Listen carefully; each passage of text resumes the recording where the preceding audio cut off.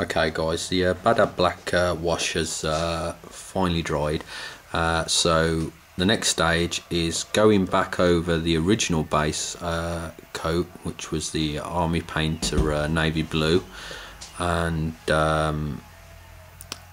literally going over that with another, if you like, base coat. The only difference is I'm going to be leaving where the recesses are still dark.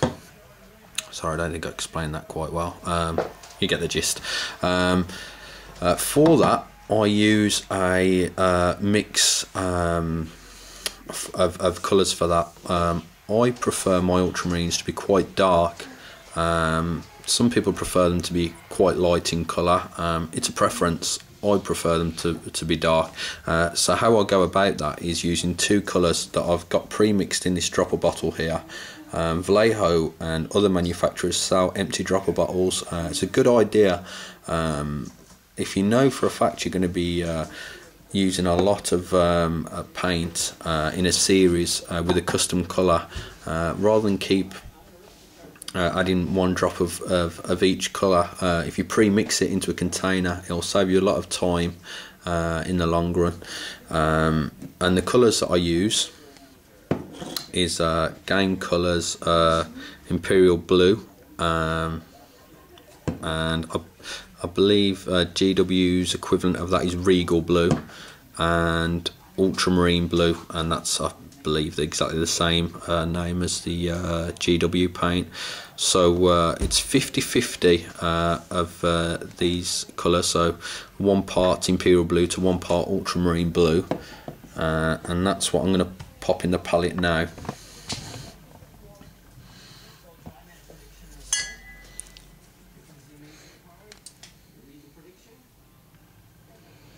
So we've got a drop in there. That's already thinned a little when I actually mixed it, but I will thin it some more. It's not perfect, so I'll add just a drop in there.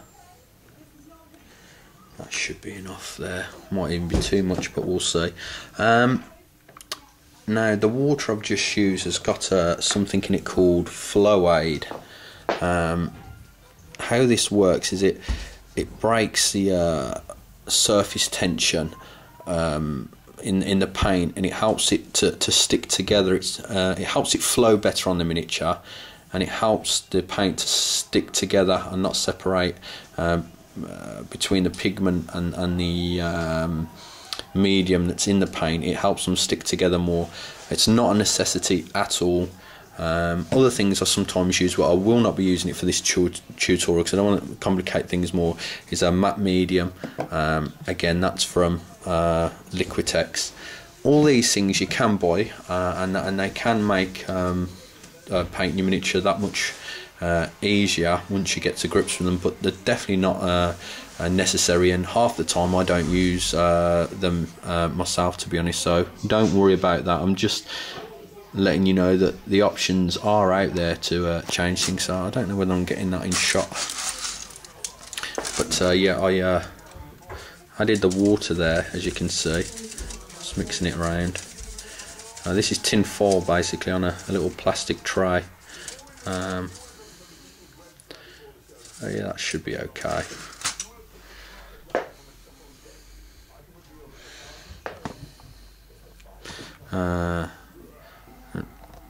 It's not focusing on the brush. I'll try and get it to focus on the brush. There's quite a lot of paint on that brush, and we don't really want that much paint. I've just literally stirred up the paint, so it's drew up loads of paint into the ferrule there, and if I started to try and paint the miniature with that much paint loaded on the ferrule, it'll be harder for me to control. So I'm going to clean that out and dry it off, and I'm going to draw a bit of paint.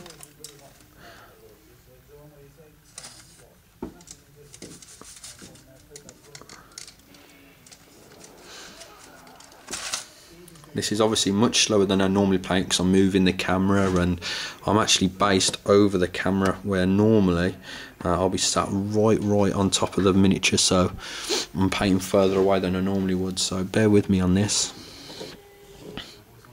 And what I want to try and do now is, as I'm painting the miniature, is I want the paint to go on the miniature. It's a bit thin actually. I want the paint to go on the miniature, but I want to avoid the edges of all of the miniature there. 1 second, I could do with thickening that paint up.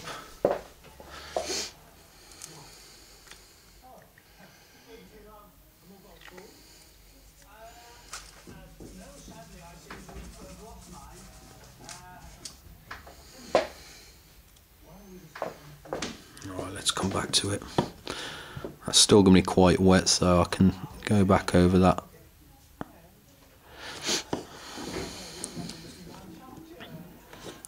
And we'll see on the top of the head there. I could actually, if you look, I could paint down onto the top of his helmet there. But if I actually paint with my brush from the side, it'll follow the shape of his helmet and it'll do the work for me. If I paint it that way, I run the risk of hitting an area that I want to leave in the shadow. So changing the angle of your brush to suit how you're painting the miniature is what you want to do. Forgive me if I keep changing the camera, but it's easier for me to paint in certain angles, and you'll find that yourself. Don't paint in one position with your miniature. Keep changing it to suit the angle that you need to get to paint.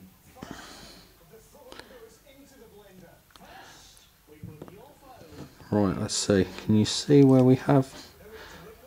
I've left this the crest of the helmet there. I've left all that area in shadow. Let's get that right into camera. That area has been left in shadow, and it's just the top area that I've hit with the paint there, and this area here, which I'll go over again because it's still a little dark. You see? So we're leaving some of the original Bada black area in shadow, and there, that's on the surface, so we're going to hit that with paint. I'm going to go back over this part that I just painted again, leaving that nice edge that we've got from the previous stage of painting.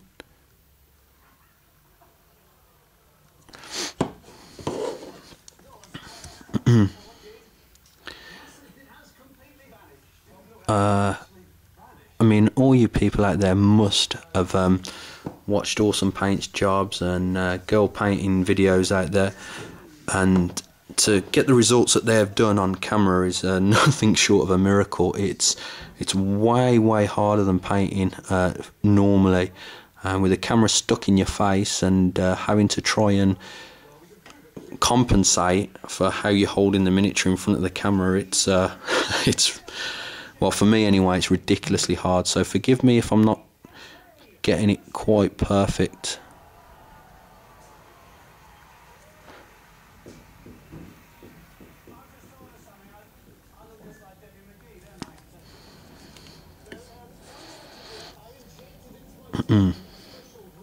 Sorry, seem to be suffering with my sinuses at the moment, so if I sniff and snivel, full apologies.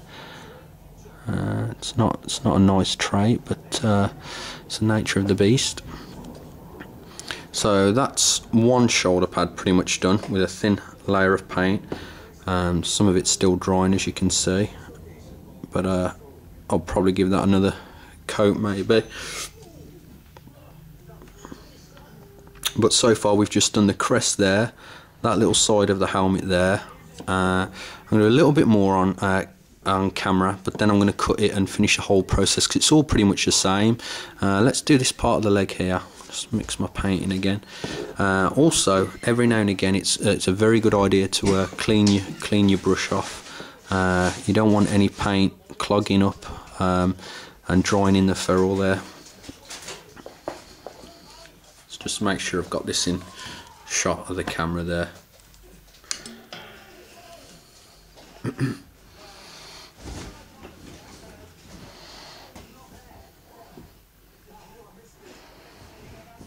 And see that little notch there? I definitely want to leave part of that notch And again, I'm going to go to the side so I don't get in that little gap there. I definitely want to leave some of the shadow around that notch intact. There is much quicker ways of painting than this out there. Zoom out. And it's just, I find that this gives me the results that I like, but the actual stage that I was at previous, where it was just coated with Bada Black, is fine. What you could do, if you didn't want to go to the extreme stages, rather than actually coat the miniature with Bada Black, coat it with Azurman blue wash, and then you're done basically. Yeah, there's no worrying about doing another layer after that. You can actually, it will self-shade it, and it will almost leave like a highlight effect in some areas. So yeah, if you want to paint really simple, instead of using Bada Black and doing the stage that I'm doing now, you can use the coloured washes. It'd work with a Blood Angel as well. You could use a fairly light red base, and then use Bile Red as your shading process. Okay guys, you get the gist of what's going on here. I literally go around, and all of the raised areas are getting hit with this 50-50 colour of ultramarine and imperial blue, and anything in the recess, like around this purity seal here, I'm going to leave a gap, not too much of a gap, and you follow the shape of where the shadow falls, again using the side of my brush there to make sure I don't go down into the recess there, because I don't want to do that. And let's get this in there, using the side of my brush very carefully. I've got quite a lot of paint on at the moment, so normally I'd stop doing that, because I wouldn't want that paint to drip in. You might see an epic fail now, and if you do, I've explained the reason why. Too much paint on the ferrule.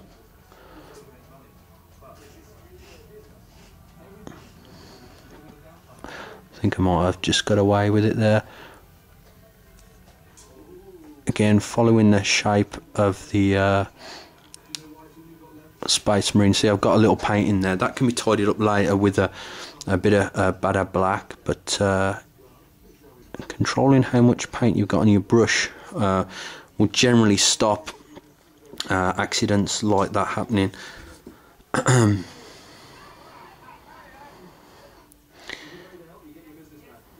Okay, right, I'm going to cut it here guys, because it's going to go on forever otherwise, and I'm going to finish off painting the Space Marine with that paint. Okay, that process has been finished, and as you can see all around the model there, the only parts of the miniature that retain the original Bada Black wash just in the recesses. So you can see, let's have a look, like on there, see the top very part of that line of the miniature. Use my brush actually, one sec.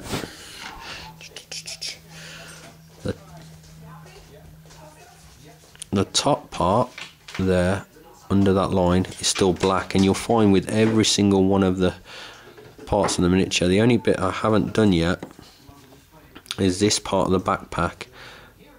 I wanted you to see the difference of the overall miniature. So the whole miniature has been painted apart from that part of the backpack there, so you can see